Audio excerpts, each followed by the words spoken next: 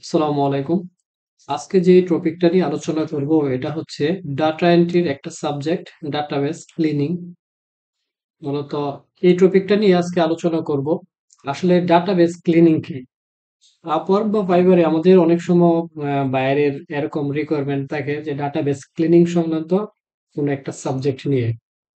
অর্থাৎ database cleaning হচ্ছে, আমি যদি আপনাদেরকে প্র্যাকটিক্যালি দেখাতে চাই তাহলে দেখেন, এই যে দেখেন বায়ার আপনাকে ফার্স্ট টাইম এরকম একটা শিট বলবে করে দেওয়ার জন্য। বিশেষ করে এই কুরিয়ার সার্ভিসের জন্য এটা বেশি প্রযোজ্য। মানে মিস্টার এক্স, আপনার জেলা, তারপর বিভাগ, দেশের নাম এরকম উল্লেখ করে কিছু দিয়ে দেয়, আপনার অ্যাড্রেস এরকম করার জন্য। দেখেন ফার্স্ট টাইম কিন্তু আপনাকে এরকম অনেকগুলো ডাটা দিবে। দেখেন এখানে অনেকগুলো ডাটা ডাটা অলরেডি আছে। দেখছেন এখানে এই যে এরকম অনেকগুলো ডাটা আপনাকে দিবে ভাইয়া, এরকম একটা এক্সেল শিটে দেওয়ার পরে আপনাকে বলবে ঠিক এইভাবে করে দেওয়ার জন্য।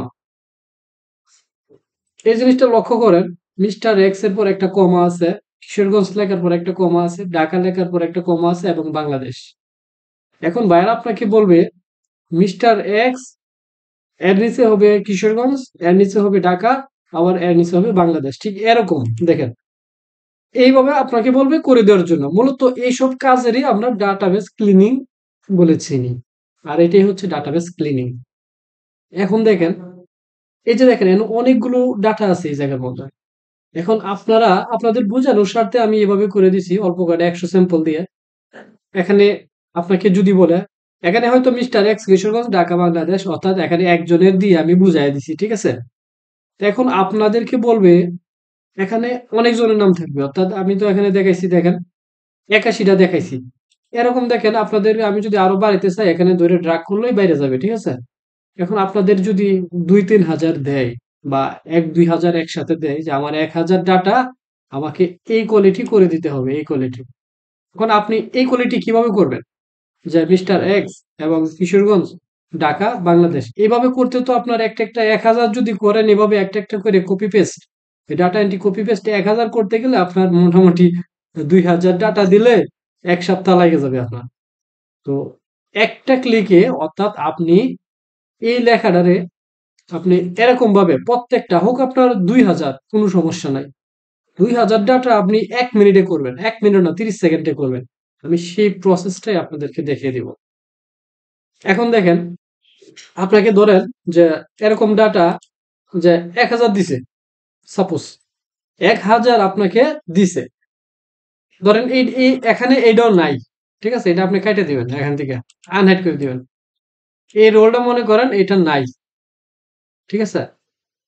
তো আপনারা কি করবেন দেখেন, এরকম একটা ব্ল্যাঙ্ক শিট তৈরি করে নেবেন। অর্থাৎ আপনার বায়ার যদি 1,000 দেয় এখানে ডাটা, তো ফার্স্ট টাইম কি করবেন, সর্বপ্রথম এখানে একটা ক্লিক করবেন। ক্লিক করার পরে মাউসের রাইট বাটন ক্লিক করলে দেখেন ইনসার্ট রো অ্যাবভ, এখানে যদি আপনি একটা ক্লিক করেন তাহলে আপনার এখানে একটা ডাটা, মানে একটা কলাম, এদিকে একটা কলাম বাইরে যাবে, ঠিক আছে। এখন আমি আপনাদের প্র্যাকটিক্যালি দেখাই দিতেছি। দেখেন আমি যদি এখানে ক্লিক করি, তারপরে দেখেন ইনসার্ট রোতে ক্লিক করি, দেখেন দুইটা ডাটা কিন্তু হয়ে গেছে, মানে একটা কলাম কিন্তু বাইরে গেছে। অনেক সময় দরকার হয় যে এখানে একটা কলাম আমার বাড়তি লাগবে, ঠিক আছে। এখন এই ডাটাটা দেখেন, আপনি যদি এখান থেকে বাড়াইতে চাইলে এরকম রো বাড়াইতে পারেন, আবার কমাইতে চাইলে এখানে মাউসের সিলেক্ট করবেন, সিলেক্ট করবেন মাউসের রাইট বাটন ক্লিক করে ডিলিট অপশনে ক্লিক করে দিলে চলে যাবে। তো আমি যে টপিকটা নিয়ে আলোচনা করতেছিলাম, ডাটা বেস ক্লিনিং নিয়ে, শীট 2 এ দেখেন এরকম ভাবে আমি কিভাবে করছি। সেম জিনিসটা কিন্তু এরকম ভাবে করছি একই ক্লিকে। আপনি এটা কিভাবে করবেন দেখেন। ফার্স্ট টাইম এখানে আপনি এই যে ব্ল্যাঙ্ক জায়গাটা, এটাতে আপনি সিলেক্ট করবেন। সিলেক্ট করার পরে কন্ট্রোল শিফট এবং কিবোর্ডের ডাউন বাটনে ক্লিক করবেন। দুইটা ক্লিক করলে দেখেন সব একসাথে, কিন্তু আমি যে 100-র কথা বলছি দেখেন 100 সিলেক্ট হয়ে গেছে, দেখছেন। এই যে 1 নাম্বার থেকে দেখেন 100 কিন্তু সিলেক্ট হয়ে গেছে। এখন কি করবেন, কিবোর্ডের যে ব্যাক স্পেস যে বাটনটা আছে, এই ব্যাক স্পেসে একটা ক্লিক করবেন। ক্লিক করলে দেখেন এখানে এরকম দেখাচ্ছে, একটা কার্সরটা এখানে শো করতেছে, আপ ডাউন করতেছে। এখন আপনাকে কিবোর্ডের কন্ট্রোল প্লাস এফ ইয়ে করবেন, চেপে ধরবেন, কন্ট্রোল প্লাস এফ। আপনি যখন কন্ট্রোল প্লাস এফ চেপে ধরবেন তখন এরকম একটা ইন্টারফেস আপনার সামনে চলে আসবে। দেখেন ফাইন্ড, রিপ্লেস, গো টু এরকম আছে।